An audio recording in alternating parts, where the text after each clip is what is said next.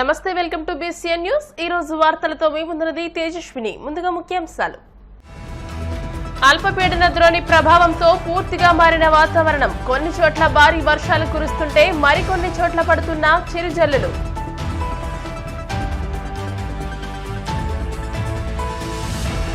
రబీ ధాన్యం బకాయి సొమ్ములను వెంటనే చెల్లించండి. అధికారులను డిమాండ్ చేసిన రైతు సంఘ నాయకులు శ్రీనివాస్.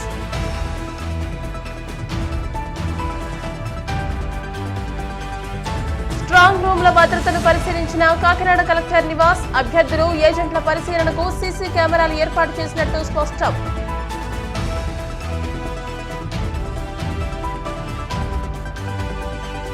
తిరుపతిలో వైభవంగా గ్రామదేవత చినగంగమ్మ జాతర. పట్టు వస్త్రాలు సమర్పించిన టీటీడీ చైర్మన్ భూమన కరుణాకర్ రెడ్డి. అల్పపీడన ద్రోణి ప్రభావంతో ఏపీలోని పలు ప్రాంతాల్లో భారీ వర్షాలు కురుస్తున్నాయి. ప్రకాశం, బాపట్ల జిల్లాల్లో ఈదురుగాలులతో కూడిన వానలు పడుతున్నాయి. ఒంగోలు రూరల్ మండలాల్లో 2 గంటల పాటు కుండపోత వర్షం కురిసింది. దీంతో ఒంగోలు ఆర్టీసీ బస్టాండ్ కూడలి జలమయమైంది. ఉభయ గోదావరి జిల్లాల్లో మబ్బులు పట్టి చిరుజల్లులు పడుతున్నాయి. ఈదురుగాలుల కారణంగా పలుచోట్ల రహదారులపై చెట్లు విరిగిపడ్డాయి. రాష్ట్రంలో కొన్ని చోట్ల పిడుగులతో కూడిన వర్షాలు కురిసే అవకాశం ఉందని విపత్తుల నిర్వహణ సంస్థ తెలియజేసింది. మండు వేసవిలో వాతావరణం చల్లగా మారడంతో ప్రతి ఒక్కరూ హర్షం వ్యక్తం చేస్తున్నారు. రబీ ధాన్యం బకాయి సొమ్ములు రైతులకు, కౌలు రైతులకు వెంటనే చెల్లించాలని ఆంధ్రప్రదేశ్ రైతు సంఘం జిల్లా కార్యదర్శి కె శ్రీనివాస్ డిమాండ్ చేశారు. ఏలూరు పవర్పేట అన్నే భవనంలో నిర్వహించిన రైతుల సమావేశంలో ఆయన మాట్లాడారు. రబీ ధాన్యం బకాయి సొమ్ములను చెల్లించకపోవడం వలన రైతులు తీవ్రంగా నష్టపోతున్నారని అన్నారు. అధికారులు వెంటనే స్పందించి చర్యలు తీసుకోవాలని శ్రీనివాస్ డిమాండ్ చేశారు. రబీ సంబంధించిన ధాన్యం బకాయి సొమ్ములు అందక అన్నదాతలు ఇబ్బంది పడతా ఉన్నారు. జిల్లాలో దాదాపు 80,000 ఎకరాల్లో రైతులు వరి పంటని సాగు చేశారు. అయితే 3,12,000 మెట్రిక్ టన్నుల ధాన్యం ఉత్పత్తి జరుగుతూ ఉంటే ప్రభుత్వం 239 ఆర్బీకే కొనుగోలు కేంద్రాల ద్వారా దాదాపు 2,40,000 మెట్రిక్ టన్నుల ధాన్యాన్ని కొనుగోలు చేయాలని చెప్పేసి లక్ష్యంగా నిర్ణయించారు. అయితే ఈరోజు కూడా జిల్లాలో చాలా చోట్ల కళ్ళాల్లో ధాన్యం ఉండిపోయింది. సంచులు అందక రవాణాకి లారీలు రాక అన్నదాతలు ఇబ్బంది పడుతున్న పరిస్థితి కూడా ఉన్నది. అంటే ధాన్యం కొనుగోలు సందర్భంగా కష్టాలు పడాల్సిన పరిస్థితి వస్తూ ఉన్నది. ప్రభుత్వం తీసుకున్న నిర్ణయాల వల్ల కూడా రైతులు ఇబ్బంది పడుతూ ఉన్నారు. అయితే ధాన్యం అమ్మిన రైతులకి 21 రోజుల్లో మేము ధాన్యం సొమ్ములు చెల్లిస్తామని చెప్పేసి నిబంధనలు రూపొందించారు. మరి 21 రోజులు అంత ఎక్కువ టైం ఎందుకు పెట్టారు కూడా రైతుకి అర్థం కాని పరిస్థితి ఉంది. అయితే ఎన్నికల ముందు మాత్రం ధాన్యం రైతులకి 2 రోజులకి 3 రోజులకి ధాన్యం సొమ్ములు బ్యాంక్ ఖాతాలో జమ చేశారు. ఎన్నికలు అయిపోయిన తర్వాత ఈరోజు చూస్తూ ఉంటే చాలామంది రైతులకి 15 రోజుల నుంచి 20 రోజులు 21 రోజులు దాటిపోయిన రైతులు కూడా చాలామంది ఉన్నారు. మరి ఆ రైతులకి ధాన్యం బకాయి సొమ్ములు వారి ఖాతాలు జమ కావడం లేదు. ఒకవైపు వాతావరణ శాఖ ఋతుపవనాలు ముందుకు వస్తూ ఉన్నాయి, వర్షాలు పడే అవకాశం ఉందని చెప్పేసి చెప్తా ఉన్నారు. మరి ఇట్లాంటి పరిస్థితుల్లో ముందస్తు ఖరీఫ్ సాగుకి రైతులు వెళ్లాల్సిన సమయం వస్తూ ఉన్నది. మరి ఈ నేపథ్యంలో రబీకి పెట్టిన పెట్టుబడికి సంబంధించిన అప్పుల్ని రైతులు తీర్చుకుని మళ్ళీ ఖరీఫ్ సాగుకి సమాయత్తం కావాలి, నారుమళ్ళు పోసుకోవాలి. మరి నారుమళ్ళు వేసుకోవాలన్నా విత్తనాల కొనుగోలుకు కానీ, దుక్కులకు కానీ, ఎరువులకు కానీ ఇవాళ రైతులు పెట్టుబడి పెట్టాల్సిన పరిస్థితి ఉన్నది. పండించిన ధాన్యాన్ని అమ్మిన తర్వాత చేతిలోకి చిల్లి గవర కూడా రాకపోవడంతో అప్పులు తీర్చలేక మళ్ళీ పెట్టుబడికి ఎట్లా అని చెప్పేసి రైతులు, అన్నదాతలు, ప్రధానంగా కౌలు రైతులు, పేద రైతులు అల్లాడుతున్న ఈ పరిస్థితుల్లో ఇవాళ పౌర సరఫరాల శాఖ వెంటనే స్పందించి రైతులకు ఇవ్వాల్సిన ధాన్యం బకాయి సొమ్ములు ఏవైతే ఉన్నాయో ఆ నిధులను విడుదల చేసి రైతుల ఖాతాలకి జమ చేసి అన్నదాతలను ఆదుకోవాలని చెప్పేసి మేము ప్రభుత్వాన్ని కోరుతా ఉన్నాం. ధాన్యం సొమ్ములు చెల్లించకపోతే కనుక రైతులు సమీకరించి ఏలూరు కలెక్టరేట్ ముందు ఆందోళన చేపడతామని చెప్పేసి సందర్భంగా నెల్లూరు జిల్లా బుచ్చిరెడ్డిపాలెం పట్టణంలోని రాఘవరెడ్డి కాలనీ వద్ద ముంబై జాతీయ రహదారిపై గురువారం ఘోర రోడ్డు ప్రమాదం చోటు చేసుకుంది.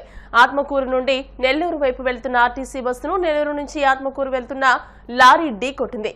ఈ ప్రమాదంలో బస్సు డ్రైవర్తో పాటు పలువురు ప్రయాణికులకు గాయాలయ్యాయి.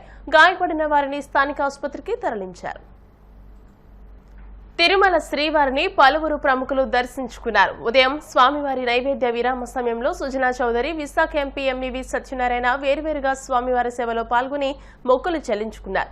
దర్శనానంతరం ఆలయం రంగనాయకుల మండపంలో వేద పండితులు ఆశీర్వాదం అందించగా ఆలయ అధికారులు పట్టు వస్త్రంతో సత్కరించి స్వామివారి తీర్థ ప్రసాదాలు అందజేశారు.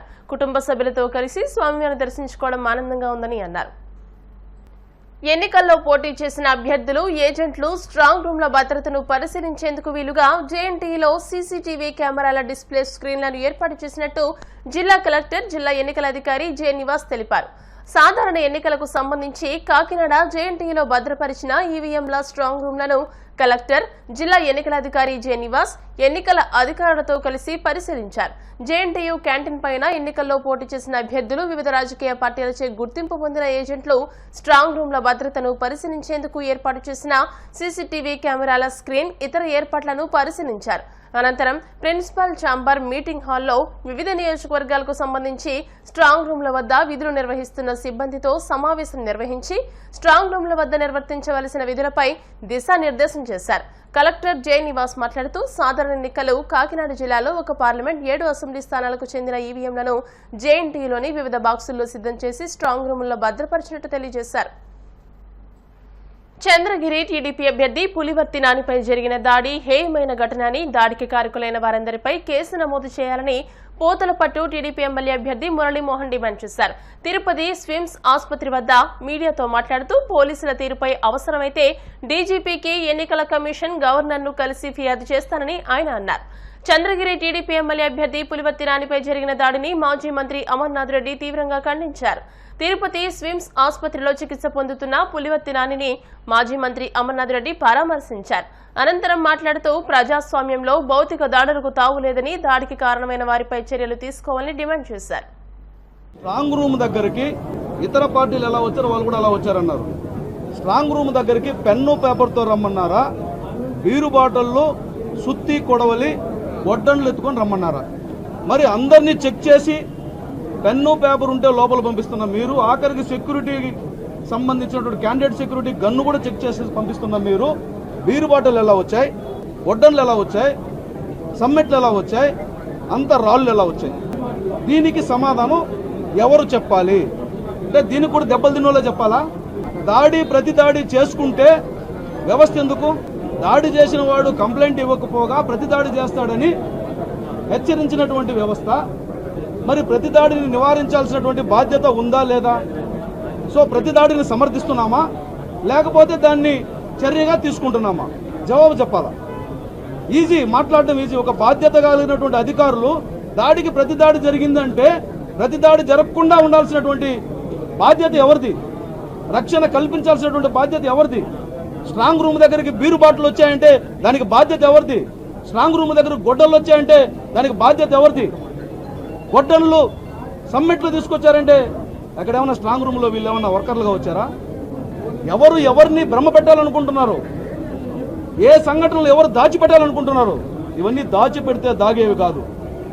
ఇది చంద్రగిరి నియోజకవర్గంలో ఒక పెద్ద ప్రజాస్వామ్యానికి గొడ్డలు పెట్టు లాంటిది. దయచేసి ప్రజాస్వామ్యాన్ని కాపాడాల్సినటువంటి బాధ్యత అధికార యంత్రాంగం మీద ఉంది. అవసరమైతే దీని మీద నేను గవర్నర్ దగ్గరికైనా వెళ్ళడానికి నేను రెడీ అయి ఉన్నాను. గవర్నర్ గారిని కూడా కలుస్తాను, అలాగే ఎలక్షన్ కమిషన్ కూడా కలుస్తాను. ఎందుకంటే ఇంత నియంతృత్వమా, ఇంత అరాచకమా? రక్షణ కూడా వద్దా? ఇప్పుడు ఉన్నారు, ఎవడో ఒకటి దాడి చేస్తాడు, మనం కొట్టండి ప్లీజ్, కొట్టండి కొట్టండి కొట్టండి కొట్టండి అని చెప్పేసి దెబ్బలు తిని మన పోలీస్ స్టేషన్ పోతే రక్షణ లేదు. వాడు కొడితే కొట్టించుకోవాలా? రాజ్యాంగంలో ఉంది ఆత్మరక్షణ చేసుకోమని. గన్మన్ ఎందుకు ఇస్తారు? ఆత్మరక్షణ కోసం కదా. గన్నిచ్చి ఒక మనిషిని ఎందుకు పంపిస్తారు? వాడికి రక్షణ కల్పించమని. ఎవడైనా దాడి చేస్తే నువ్వు కాల్తారనే కదా పంపిస్తారు. జగన్మోహన్ రెడ్డి ప్రభుత్వానికి, ఆ నాయకులకు ఈ ఎన్నికల్లో ఓడిపోతామనేటువంటి భయం క్లియర్ కట్గా నిన్న జరిగినటువంటి సంఘటనను ఒకసారి చూస్తే మనకు అర్థమవుతుంది. మన ప్రాంతంలో ఎప్పుడు కూడా ఇటువంటి రాజకీయాలు లేవు. అందున ఇక్కడ ముఖ్యంగా చంద్రగిరి కానీ తిరుపతిలో కానీ ప్రశాంతంగా ఉండేటువంటి ప్రాంతం. ఇక్కడ ఒక ఫ్రాక్షన్ రాజకీయాలలాగా తీసుకొచ్చేటువంటి పరిస్థితి ఈరోజు వైఎస్ఆర్ ప్రభుత్వంలో నడుస్తూ ఉంది. పోలీస్ యంత్రాంగాన్ని కూడా మేము కోరుకుంటున్నాం, ఖచ్చితంగా పోలీసు కూడా సక్రమంగా సరైనటువంటి సమయంలో స్పందించడం లేదు. పోలీసుకు ఇన్ఫార్మ్ చేసినా కూడా సక్రమంగా సరైన టైంలో వాళ్ళు అలర్ట్ కాలేదు, రాలేదు అనే క్లియర్ కట్గా ఆయన చెప్పడం జరుగుతూ ఉంది. గత ప్రభుత్వంలోనే అక్కడ ఉన్నటువంటి డిఎస్పీనో సిఐనో వేశారు.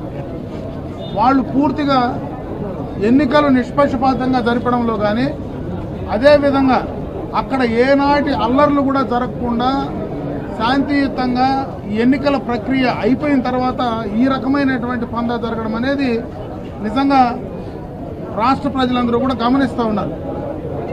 ఇక్కడే కాదు, నిన్న అన్ని నియోజకవర్గాల్లోనూ ఇదే రకమైనటువంటి పంద. ఇప్పుడు కాసేపు ప్రకటనలు.